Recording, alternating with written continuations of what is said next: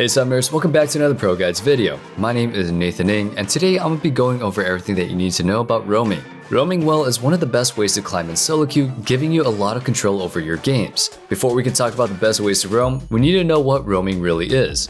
Roaming happens when a champion isn't where they're supposed to be at any given moment. For example, if a support leaves lane to help mid, they're roaming. That doesn't mean that roaming is limited to the early game. As the game goes on, each game will have a specific lane assignment for their champions. Bot lane might be mid might be bot, you get the picture. The rule still applies though, so if they're out of vision, they're probably still roaming. Speaking of roamers, our question of the day is who's your favorite champion to roam as? Don't forget to let us know in the comments down below. Okay, so we know that roaming is heavily related to vision. That means wards are natural enemies of roamers. Nothing wrong with being spotted and being forced to change your plan because of a pink ward. Lucky for us, solo queue is filled with players who end the game without even using their trinket. Learning how to roam is one of the fastest ways to grow as a player and climb those ranks quickly.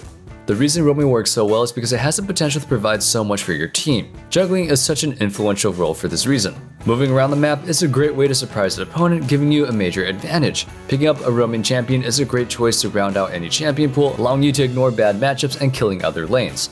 Like most advanced strategies, roaming isn't exactly easy. You still need to understand how to leave your lane without losing too much. As players get better, you'll eventually run into people who actually ward. This will force you to learn new gank paths and how to clear vision. The best part is that all these skills are a natural part about becoming a better player. Learning how to roam is the best way to understand how to beat roaming.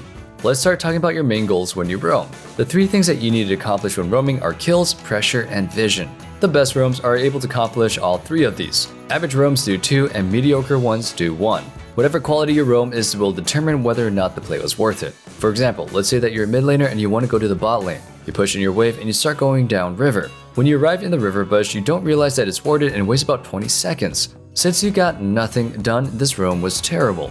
The first thing that you need to do before you roam is to have a plan. Do I want to commit to a kill and help apply pressure? Do I need to clear the vision in the river? The purpose of your roam decides what you need to do in order to make it worth. If you only need to put a pink ward in the river, you don't need to hard push your wave.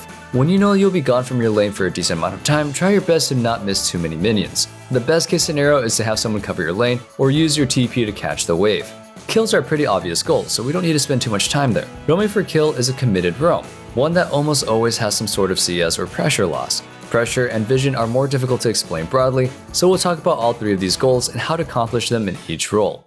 We'll start off by talking about the early game portion of roaming. This is the first thing players think when they hear of roam, making it the best starting point. The first role that we'll be talking about is the mid lane. Mid is arguably the most popular role for roamers, with supports coming in second.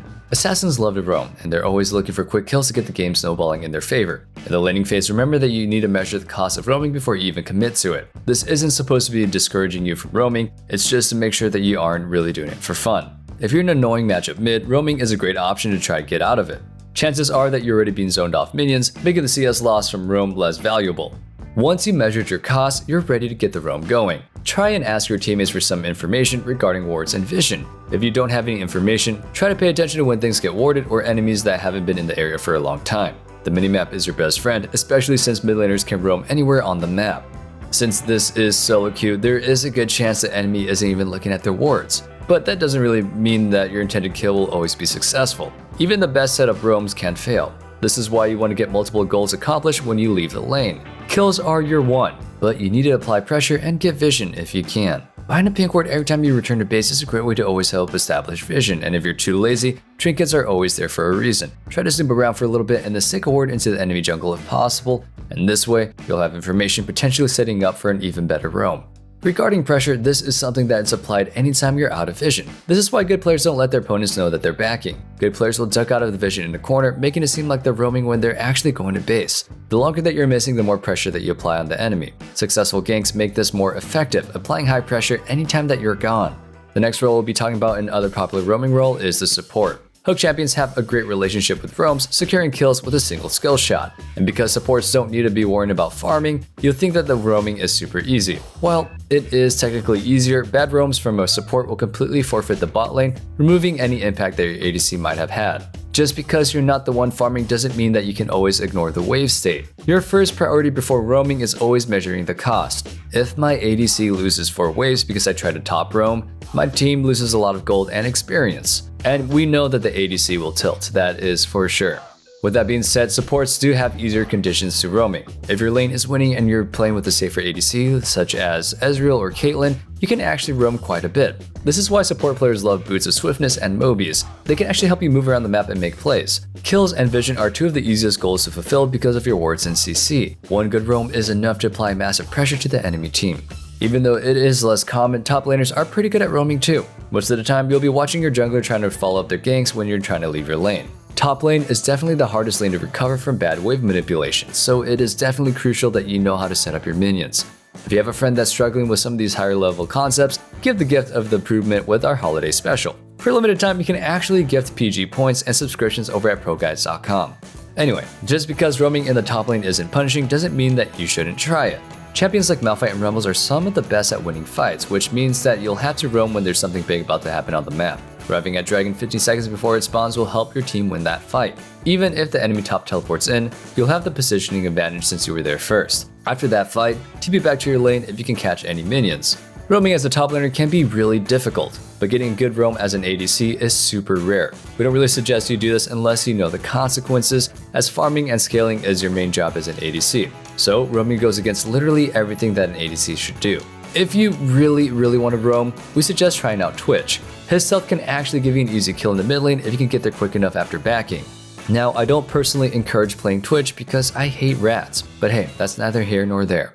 Now that we covered the early game, the mid to late game idea of roaming is where players start to get lost. If I were to rate the 3 goals in order of importance in the early game, kills would be first, then vision, then pressure. However, in the mid and late game, pressure is the #1 goal, with kills and vision being tied. If our definition of roaming is being somewhere other than your normal position, it gets pretty complicated when there's no quote-unquote normal position. Once both teams have 5 to 6 turrets down, the map is impossible to fully control. Normal positions are then decided based on team comps and strategy, with the most important strategy being a 4-1 split. Each team's core 4 will group around objectives, while the solo players, usually the top laners, will match across the map. As a split pusher, this is where roams are at an all-time maximum for pressure. Every single time you leave vision, the enemy team won't know where you are until you appear somewhere. You can group up with your team, try to sneak from jungle camps, or flank your opponents. This massive pressure that you apply makes 4-1 comps a standard in the meta.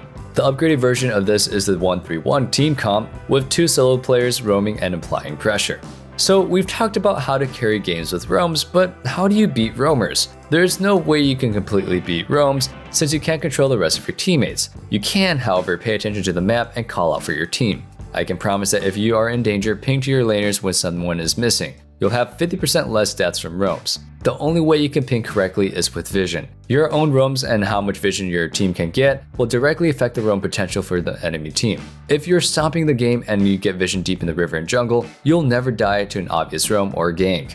That will wrap up everything that you need to know about roaming. Once you get the hang of it, you'll start carrying your games in no time. The best solo queue players are masters of roaming, so make sure you start paying attention to vision and applying pressure in your game. Thank you guys so much for watching, and if you guys enjoyed the video, feel free to subscribe to our channel. We're always making guides, news updates, and so much more. Stay safe, stay healthy, and have a wonderful day. Happy holidays. Peace.